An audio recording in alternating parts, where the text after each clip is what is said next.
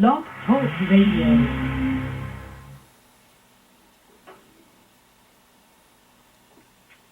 Hello, good day, good evening, wherever you are. Welcome to Beyond the Gate Radio. My name is Sherelle Baker, and I am the co-host.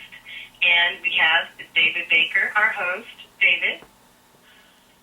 Good morning, good evening to everybody, everywhere, wherever you may be listening to around the world. Welcome to Beyond the Gate Radio.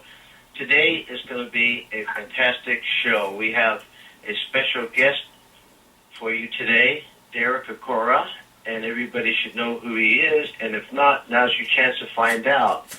I'd like to say that Derek Acorah is, without question, the #1 television psychic in the UK, bridging the gap between the niche cult shows to mainstream talk shows, which rely on personality and the ability to capture the imagination. As a result of Derek's sincerity and enthusiastic delivery, Derek has achieved international acclaim with television, radio, and personal appearances across the United Kingdom, Europe, the Middle East, New Zealand, and the USA. Derek has also conducted telephone consultation for people as far south as India, Australia, and New Zealand, and I'm sure much more extensively than that by now. Over the years, Derek's television appearances have made him one of Britain's most popular and best-known mediums, resulting in consistent sellout shows throughout his UK tours. And Derek is, if you look at his website, DerekAcorah.com, is on tour right now. He's always stays busy. So a lot of us have many opportunities to one of his events. Additionally, Derek has several books published and a number of DVDs as well. I have them listed on my website show page, as well as them being on his as well. Anybody could go to Amazon.com and find his products.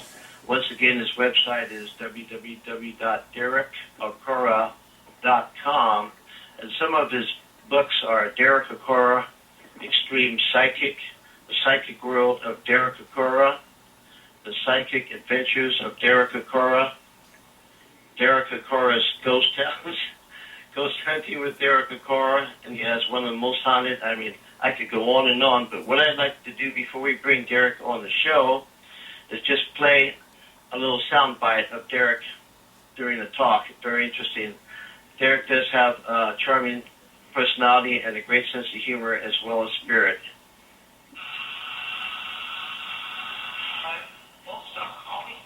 This is a question as well.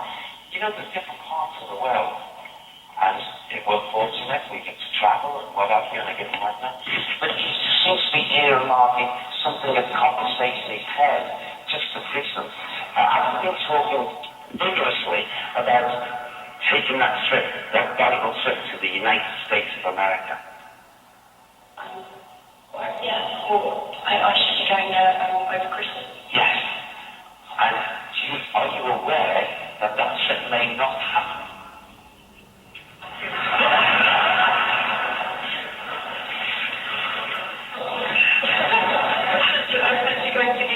I know. Well, look, it's not to disappoint you. It's not to disappoint you, but it seems that there's something in the works, spiritually, that's going to prevent you from going on the date or that you're expected to. It will be a couple of days later because of the circumstances of what is happening around the time.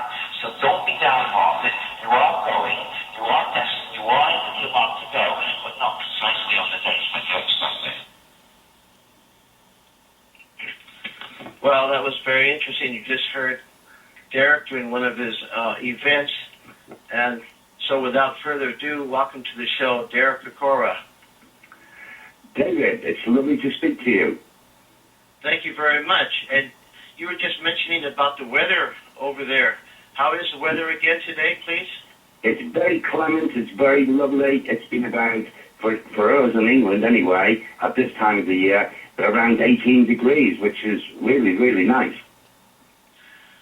Well, that's good. I'm assuming you're talking 18 degrees Celsius and not Fahrenheit. That's right, yes. So, it's been in the 60s, so it's been wonderful. It's been T-shirt weather, as we call it here, Dave. That's wonderful. We've had, I suppose, during the season change. The weather is not sure between the seasons what it wants to do. So one week it's cold and rainy and chilly, and the next week it's sunny and wearing a T-shirt as well. Today it's a bit overcast. Right, well, we've had a spell over the last, I'd say, about 7 or 8 days of, very clement weather and very unusual for April in England. So everyone's enjoying it and everyone's out there in the T-shirt and the shorts. And a lot of people are thinking that it's like being in Spain. That is amazing. That is really amazing. And, we're talking about the weather. It brings to mind from Julie Andrews, the rain in Spain stays many on the plane. On the plane, yes. It's my fair lady. My mother used to listen to that when I was a youngster. Uh-huh. So, Derek, I find this to be interesting. I myself, am a psychic medium, but during my life, I was in the military and in law enforcement. So that's like a warrior-type personality. And then I'm in touch with my spiritual side, which is kind of like the opposite, like a yin and a yang. Uh-huh. And I noticed that you have the same warrior personality as a professional footballer, but you also are interested in poetry. Absolutely, yes. For many, many years, I wasn't brought up in the country in England. I was brought up in an area, what we would call in England the concrete jungle, where there was no grass or no nature stuff or anything like that, no greenery. And as a little boy, I used to say to my mother, one day I will live in the country and I'll be with the animals and I will have animals all around me. And after all these years, now I suddenly find myself with 15 chickens, and 7 of them laying hens, all very lovely little girlies, and I just recently brought in 3 ducks, little baby ducks, and they've integrated absolutely fantastically. The only problem is that I've got 2 very, very boisterous dogs, one called Jack and one called Penny. Jack is a standard poodle, and he's a big guy, and Penny is a German Shepherd. And since I brought these lovely animals to our home to join the family, Jack and Penny look at me rather strange and say, "But why don't we love you? Don't you love us enough to bring these other animals in?" So they try to give the chicks and the ducks a little bit of a hard time. But everything will settle, everything will be okay. That is amazing. You know what's going to come next? You won't believe it, even my neighbours. And because I live next to a farm, an old farmland, Bernard, the farmer friend on the right, he's convinced me to bring in 2 baby llamas. Because llamas are just... goats. No. I was going to say goats. Shirelle, it's lovely to speak to you. But I found, I'm reading up now, I'm understanding Bernard, the farmer, and he knows more about, cultural stuff and, animals. And he said, llamas, Derek, whether you know it or not, believe me, he said, are more protective of chickens than what goats would be. So when out in the country, I didn't know that. I was totally ignorant of it. Well, I had to ask you this question real quickly about the llamas. My wife and I have a joke about it because of the TV commercial. Are they alpacas or not? No. You see, the alpacas are very pretty to look at. Llamas, I suppose, are not as pretty. But, when you look at the price that these breeders of the alpacas, as opposed to the llamas, you're talking about paying, in monies, you're talking about paying 4 times the amount for a young alpaca as to be a llama. I understand, and there definitely is a difference. However, I really didn't know until you just now explained it, and I find that to be very, very interesting. And I suppose if somebody breached your property without permission during some time, and the llamas caught on the alert, that perhaps they could be took to the... Yes, absolutely. They chase the foxes. And you see, we've got high evidence of foxes, because we're all open land here, and foxes are prevalent, that they're here. And so basically, the llama doesn't have to inform you. It could be at dusk, it could be, late at night when foxes are out and about. The llama will know and will actually ward off the chickens if they're not in the coop. They will tell them in their way of language, get in. We'll deal with it. And then they will actually, if a fox gets into a run, the llamas will have a go and fight that fox. Wow, that's the alpaca amazing. won't. The alpaca will run. Will run, okay. It's funny, isn't it? The alpaca. Yeah, the alpaca will knock on your door and say, hey, there's some foxes out there. That's right, Sherelle, That's funny, the difference between that. At one time, some years back, I had a different property than I had now, and they had a Rottweiler pet, and it would bark at anybody that would come up to the gate that wanted to come to the property, and I had somebody that was coming in for an appointment, and I didn't bring the dog in. Oh. And this person got in and knocked on the door, and I said, how'd you get past the Rottweiler? And he said, oh, it was no problem. The dog came up to me, was barking, and so that person said, okay, boy, where's the ball? Go get the ball. Let's play ball. Come on. And the dog's perspective changed.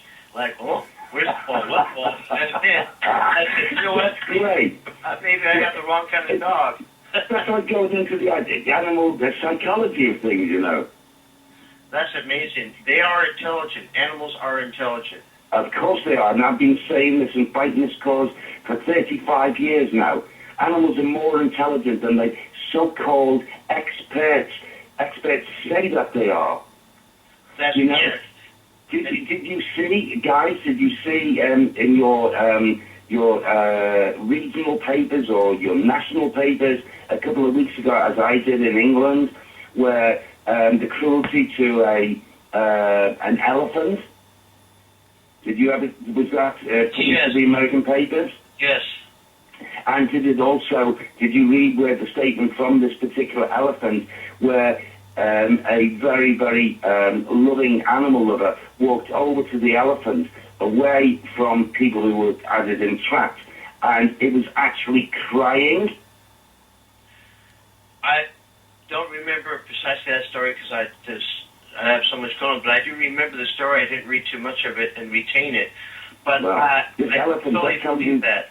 That's how this coming away from instinct, because instinct with animals and what have you will not get the emotional situation or episode. And this elephant was actually teardrops and crying, crying out saying, I've had enough.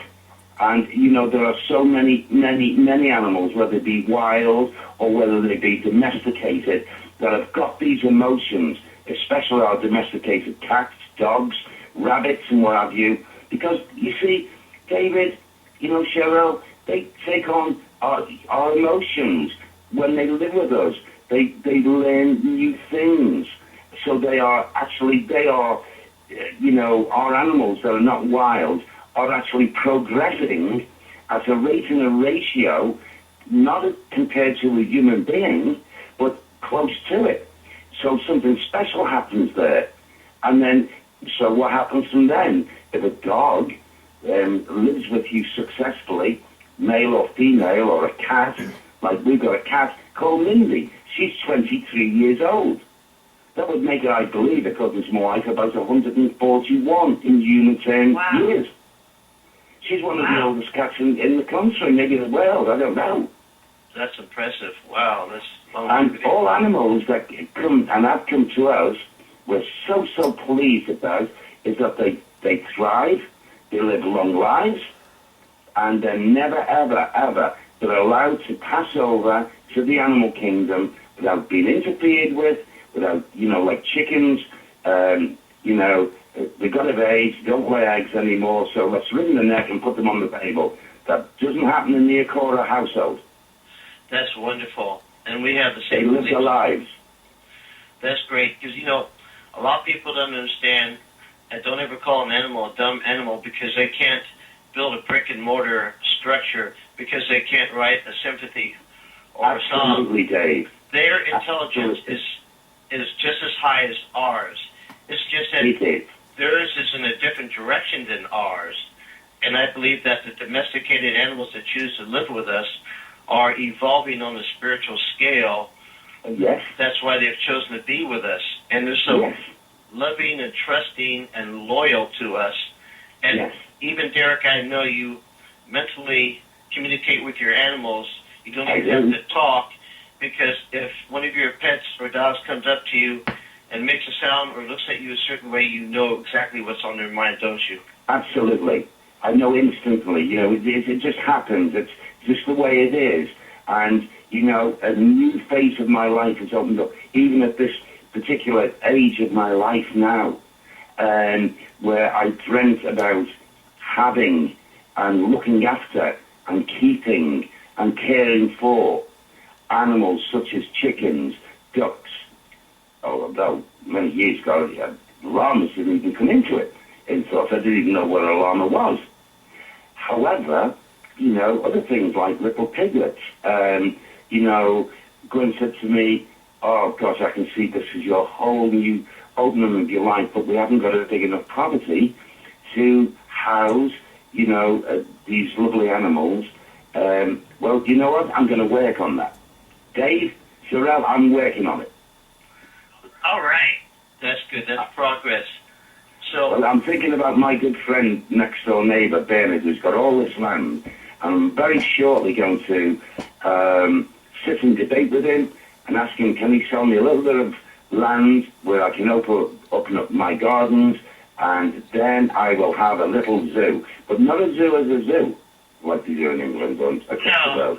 This will be an animal sanctuary. That's wonderful. That's a wonderful dream. And it's my next. Mission. Yes, absolutely. That's what I want to ask you about. I bet did this come to mind when you were, let's say, in your 20s, playing football and doing all kinds of activities? Did you ever think that you would eventually one day, was this a dream of yours in your early years? As a footballer, it was. As a little boy, that's all I wanted to be, Dave. I didn't want, like I said to my grandma, I made that statement. I didn't want to be like you. I love you. I said, my grandma, and I love my mum, but, you know, now I know what you do as a medium. Now, all I want to be is a footballer. So I pushed it away. However, you know, what was going through my mind at the time was that, you know, I'm going to be one of the world's greatest footballers. I'm going to be like Pele. I'm going to be like so-and-so. I never was, but I did realize a dream. I did earn a salary from professional football for a number of years.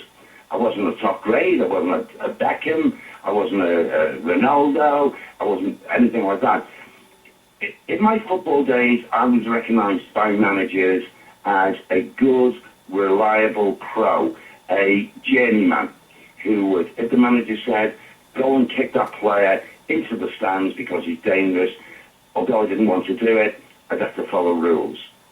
If they said, just go and play your flow of football and do your best, that's what I'd do. So basically, for a number of years, I played my football. But you see, my gran said, when I was a young boy, you are going to be a lad, you will play professional football one day, son.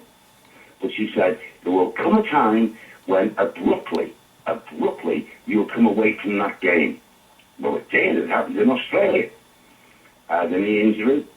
It responded initially to an operation, and I come back the next season, only 2 games in to the season, bang, it went again. Another operation. But this time, I was informed by the surgeon that my footballing days were over. Wow, but I bet that made your wife happy to leave Australia. Absolutely. Couldn't wait to get away, but I was absolutely heartbroken. I was bereft. I know. And because I've been involved in training, you know, every day in my life, I kept myself super fit, and knowing that I was going to come away from that lifestyle, what am I going to do? It was quite frightening, actually. But I wasn't back home in the UK very long when my gran and Sam and people coming from the spirit world into my sleep and telling me now's the time. This was my vocation. Well, before I ask you about that, which I was going to, may I ask you one more question about during that football time that you were playing on the grounds, I believe, of a mental institution or something like that. And some people used to come to watch the game, and there's one particular fan that you had. This person was perhaps a little bit older than you. He seemed to be a normal person.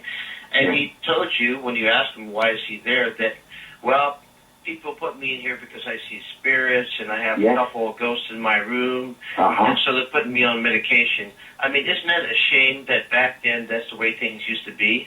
It's so sad as it was in institutions, especially in England. I can't say about other countries at the level of my understanding what's gone on here in the UK.